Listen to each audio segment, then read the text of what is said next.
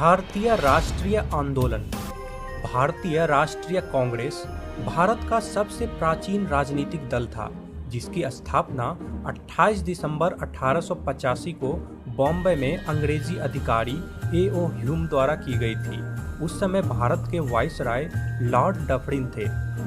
भारत की राजनीतिक लक्ष्यों, आंदोलन और देशवासियों को एकमत करने के उद्देश्य से समय समय पर अधिवेशन का आयोजन किया जाता था।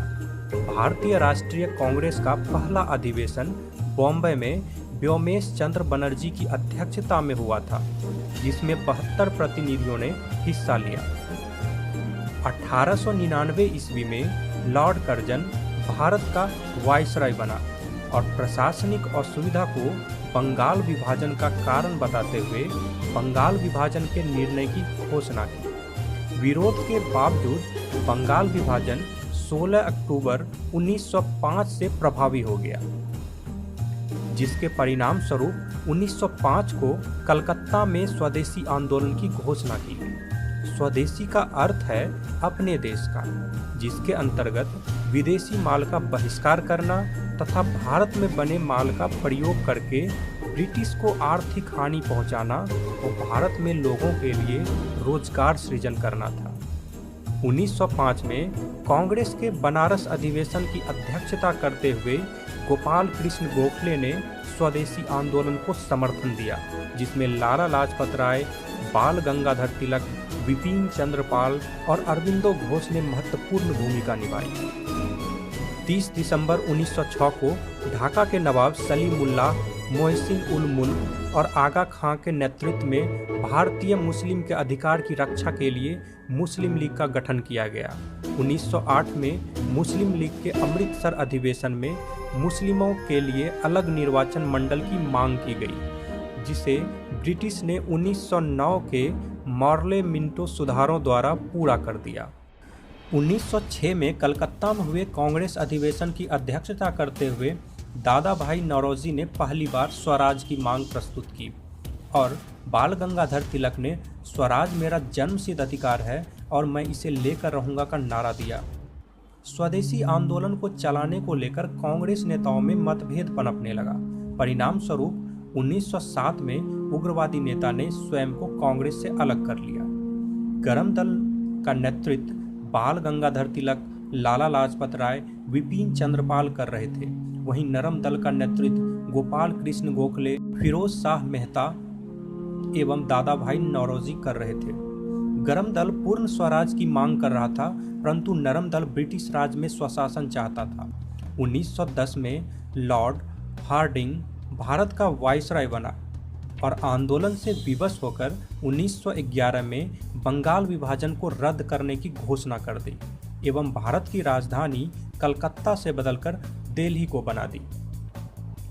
ब्रिटिश राज में भारत के लिए अधिराजकीय पद की मांग को लेकर 1916 में होम रूल लीग की स्थापना हुई, जिसमें मद्रास होम रूल लीग की स्थापना एनी बेसेंट ने और पुणे होम रूल लीग की स्थापना बाल गंगाधर तिलक ने की।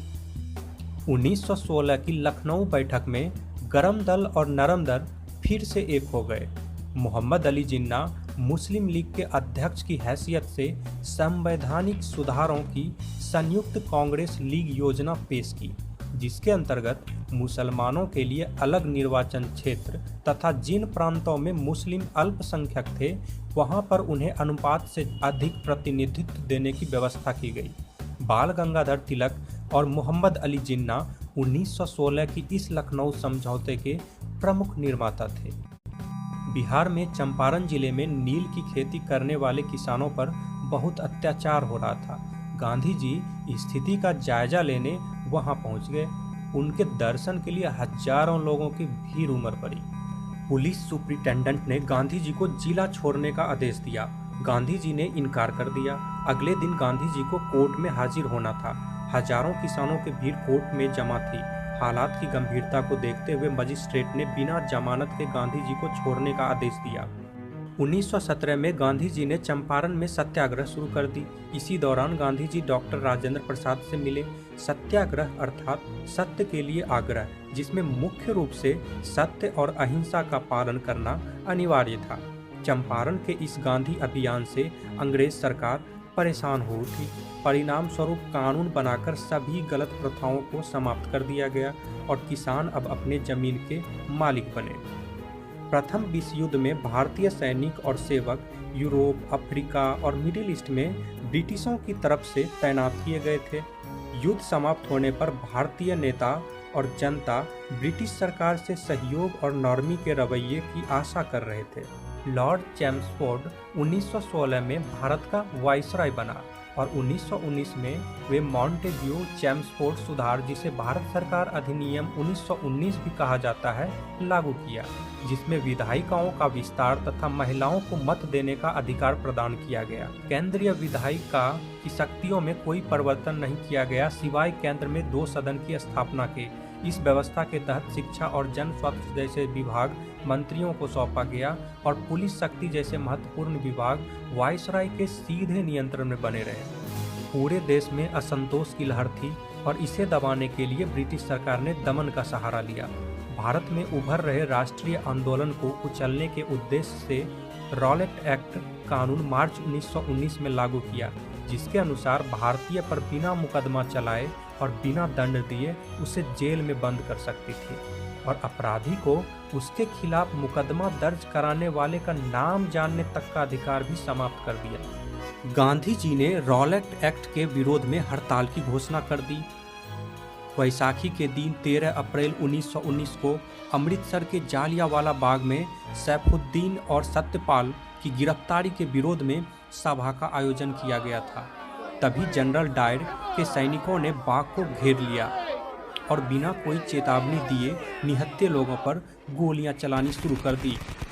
बाहर निकलने के लिए एक ही रास्ता था और मैदान में एक कुआं था। भागने के लिए कोई रास्ता नहीं होने से बहुत से लोग कुएं में कूद गए। देखते ही देखते पूरा बाग और कुआं खून से लाल हो गया।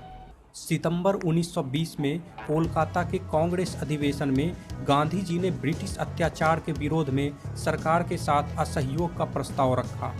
गांधी जी का प्रस्ताव बहुमत से पारित हो गया। पूरे देश में असहयोग आंदोलन की शुरुआत हो गई। इसके अंतर्गत उपाधियों तथा अनैतिक पदों का परित्याग करना, स्कूल, कॉलेज तथा सरकारी अदालतों का बहिष्कार, विदेशी वस्तुओं का परित्याग और स्वदेशी वस्तुओं के प्रयोग का कार्यक्रम बनाया गया। प्रथम महायुद्ध में तुर्की पर ब्रिटेन के आक्रमण से मुस्लिम में धार्मिक असंतोष प्रज्वलित होने लगा, जिससे मोहम्मद अली और उसके भाई शौकत अली ने 1920 में खिलाफत आंदोलन की घोषणा कर दी। गांधी जी के प्रभाव से असहयोग आंदोलन और खिलाफत आंदोलन ने मिलकर ब्रिटिश अत्याचार के विरोध में व्यापक आंदोलन शुरू कर दी। चौरी चौरा उत्तर प्रदेश में गोरखपुर के पास का एक कस्बा है, जहां 4 फरवरी 1922 को भारतीयों ने ब्रिटिश सरकार की एक पुलिस चौकी को आग लगा दी, जिससे उसमें छुपे 22 पुलिस कर्मचारी जिंदा जल के मर गए। जिसके परिणाम स्वरूप गांधी जी ने कहा था कि हिंसा होने के कारण असहयोग आंदोलन उपयुक्त नहीं रह गया और उसे वापस ले लिया था।